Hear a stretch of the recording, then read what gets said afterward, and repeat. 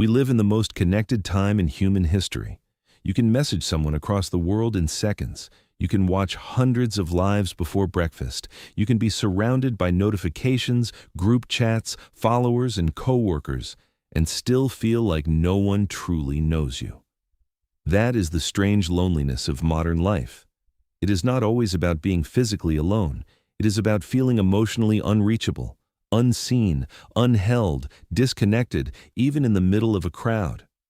Maybe you are not failing at connection. Maybe you are living in a world that keeps giving you contact instead of closeness.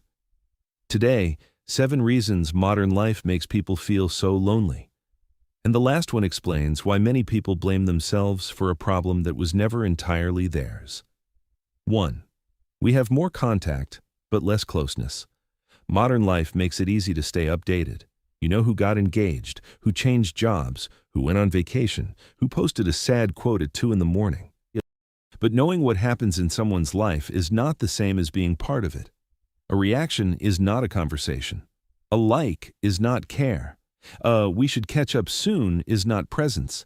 And slowly, people begin to confuse access with intimacy. Reachable, visible, around, but not emotionally available, not truly known, not really with you. Loneliness is not the absence of people. It is the gap between the connection you have and the connection you actually need. That is why you can be reachable all day and fall asleep unreached. 2. Social media gives visibility, not belonging. At first, it looks like connection. People see you. They react to you. They validate that you exist. But being watched is not the same as being accompanied. A person can get 100 likes and still have no one to call when they're falling apart. They can share pieces of their life every day and still feel strangely unknown. And that is the cruelty of it. The more visible your life becomes, the easier it is to hide inside it. The more people perform connection online, the more ashamed they may feel for lacking it offline. Everyone else looks invited. Everyone else looks loved. Everyone else looks busy living. So loneliness stops feeling like an emotion. It starts feeling like evidence that something is wrong with you. But the next reason is even more dangerous because it does not look like loneliness at all. It looks like strength. 3. Independence became emotional isolation. Modern life glorifies independence so much that many people forget how to depend on anyone at all. We praise people for needing nothing, handling everything, being low maintenance, not asking for too much, not burdening anyone. And yes, independence can be healthy. But when "I can do it alone" turns into "I must do it alone," something breaks. Because humans were not built only for self-sufficiency. We were built for mutual support. Some people do not feel lonely because no one exists around them. They feel lonely because they no longer know how to let anyone matter. They reject help before it can disappoint them. They keep conversations light.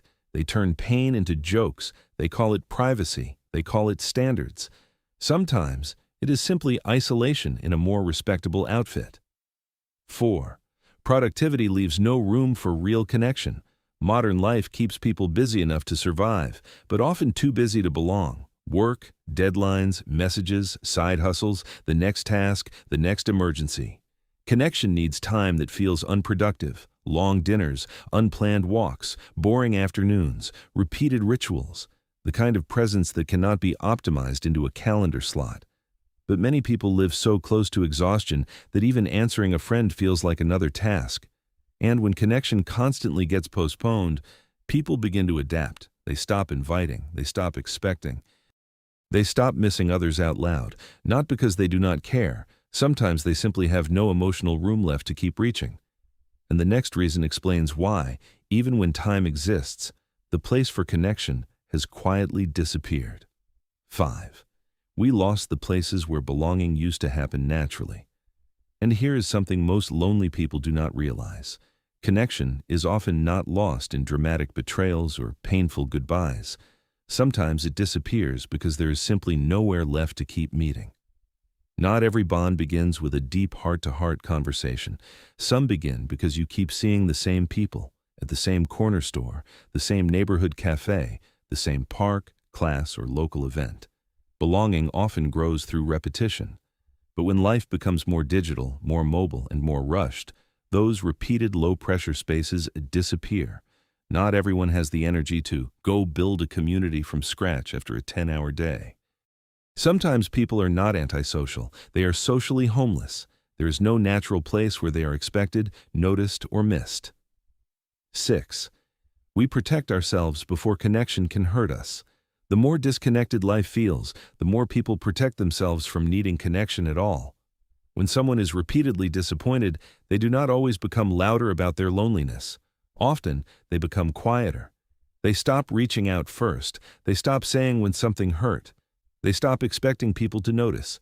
They read the message, mean to answer later, and then disappear for 3 days, not because they do not care, but because even connection starts to feel heavy. And eventually, loneliness hides behind personality. I'm just independent. I like my own space. I'm bad at texting. I don't need many people. Sometimes those things are true, but sometimes they are defenses, built after connection felt unreliable. And here is the cruelest part. The lonelier someone feels, the less they show it. So the people who need connection most become the hardest to reach. 7. Loneliness is not always a personal failure. Sometimes it is cultural. This does not mean people have no responsibility for their relationships. Of course they do.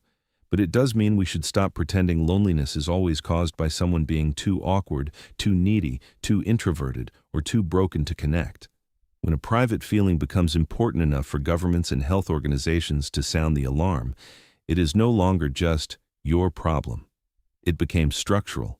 A culture can produce disconnection, exhaustion, and isolation, and then tell individuals to fix themselves in private.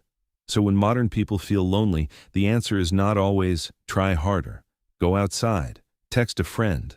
Those things can help, but they do not fully explain why so many people are quietly starving for closeness at the same time. Maybe the question is bigger. What kind of world gives us constant communication, but makes real presence feel rare? The painful truth is this: modern loneliness is not always the absence of people. It is the absence of being known, being expected, being real in a world that keeps asking you to perform. We were promised a connected world, but many people ended up with access to everyone and closeness with almost no one. So if you feel lonely in modern life, do not rush to conclude that you are defective. Your loneliness may not be proof that you failed at life. It may be proof that you still need something deeply human in a world that keeps offering substitutes. Not more followers, not more messages, not more noise. Connection. Real, slow, imperfect connection. Because the opposite of loneliness is not being surrounded, it is being known. So be honest, do you think modern life is making people lonelier?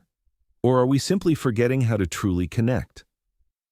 Write your answer in the comments and subscribe for more videos that decode the quiet psychology of loneliness, disconnection, and the things people rarely say out loud.